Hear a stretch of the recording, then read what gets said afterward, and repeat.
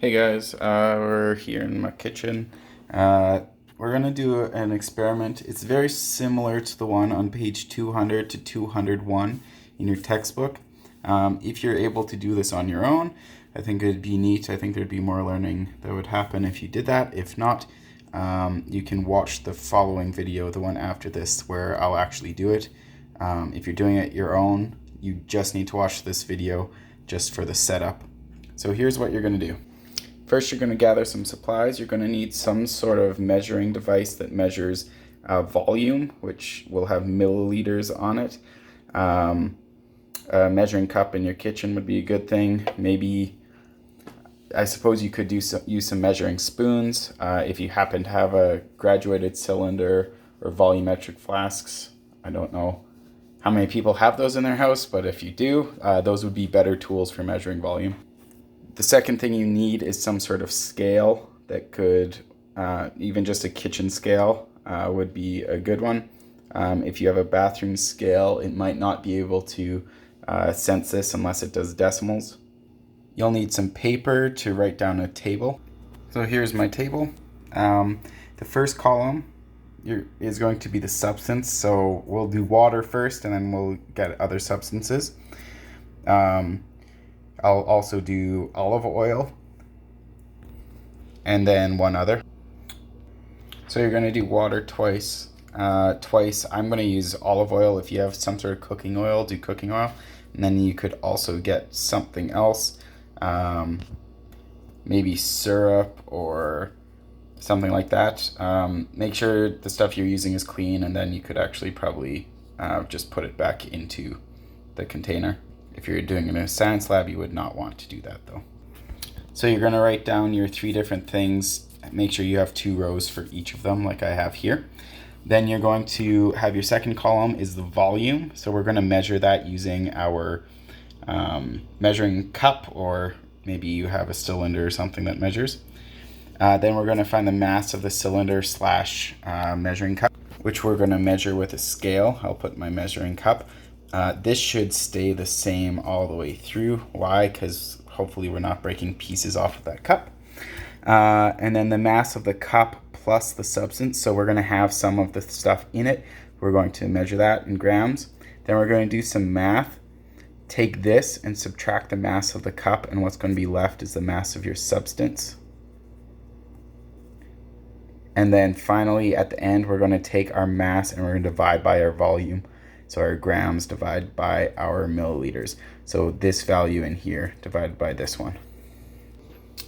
So most scales, they have this button here that's the on button, but it sometimes says tare or 0 on it. If you click on that, even if something's on the scale, it's going to set the scale to say it's 0 grams. Make sure you have the right unit.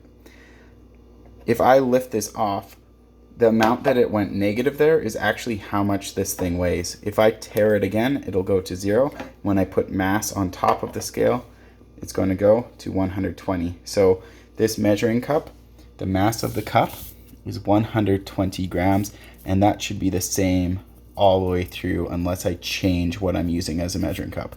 If you change what you're using, you'll need to change that, but I'm not, so I'm leaving it the same. I'm going to suggest with water, let's start with 250 milliliters, and then we're going to do 500 milliliters. We're going to do both of those. So first, let's get 250 milliliters in this cup. So I poured in some water here, and it's at the 200. And then 50 more than that is here. Make sure you get the bottom edge of it touching that line. So it might look like it's a little above, but make sure the meniscus, that's what that kind of bulge down is called. Make sure that sits right at the bottom of the line. All right, then you stick it on the scale, and right here it's saying that water, that 250 milliliters of water on this scale is 250 grams.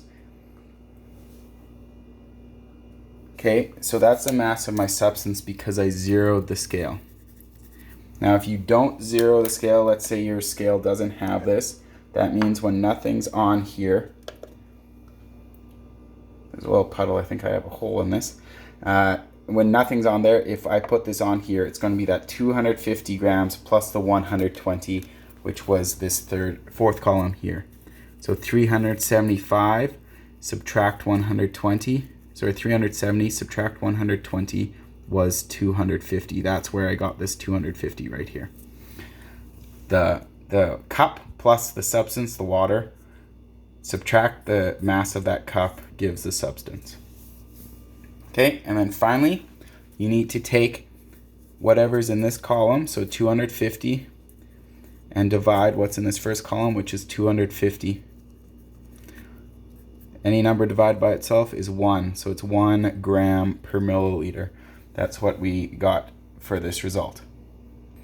For those who do this on your own, you might not get exactly 1, and that doesn't, that has probably more to do with it being hard to measure exactly 250 milliliters on this line. Sometimes the scales on here are a little bit off. They're a little bit higher or lower. It's hard to be exact. We're going to do the same thing again, except we're going to have twice as much water. We're going to have 500 milliliters of water. All right, I have 500 milliliters of water. Let's see what the mass is. I'm going to zero the scale. Take this, set it on top. 615 grams. Okay, so 615. This column, subtract this column, 120 equals 495. Okay, we're going to take 495, divide it by our volume, which is 500. So that equals 0.99, which means that it's just 1/100th less than that 500. It's almost 1, almost there. Now, you're going to find that if you do this on your own, that the number that you calculate here should be extremely close to the number that you calculate here. What you're going to do for this assignment is try to figure out whether for all substances, would it be true that, let's say you do 250 and you do 500 again for olive oil, or you do 250 for table syrup and 500 for table syrup. You can do different values here. You could do less if you want. You could do 100. But let's see if your two values here, your mass divided by volume ratio, would stay the same, our grams and our milliliters. You would not see them be the same for the different substances, but the same substance, let's see if you do. I just want to make a small comment about this. The fact that we got 495 grams here tells me that likely this 500 wasn't actually exactly 500. It was probably 495. I'm going to show you why that is. So right here I've got 500 milliliters again. But what I'm going to do is I'm going to pour out some of this, okay? So let's just check the mass here. It's 619 grams, okay? Well, remember that, 619. And I'm going to take some of this water and I'm just going to pour out a little bit. I'll pour out a little more. So instead of 619, I now have 616.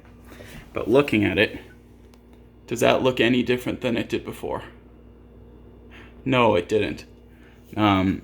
Measuring devices that are wider as opposed to taller, it's harder to see the difference.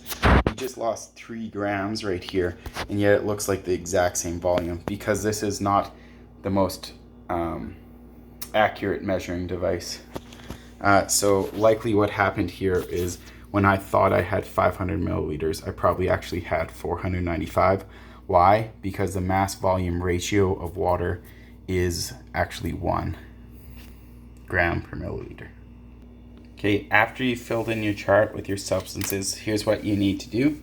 You need to answer some questions. The first one is, what were the mass volume ratios of your substances? So write down underneath your table this question and write down each of your substances and right beside. So for water, I'm going to find the average of this, so 1 and 0.099, would be 0.995 grams per milliliter. And then for my other ones, I'm going to do that again. Add these two values up and divide by 2, add these two up and divide by 2.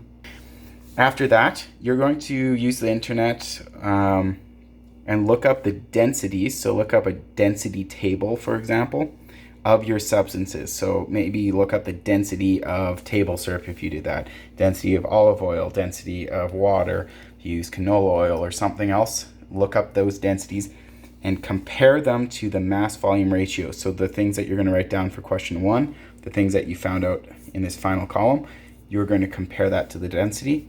And then in number 3, you're going to say, what is your mass divided by volume ratio really? What is it?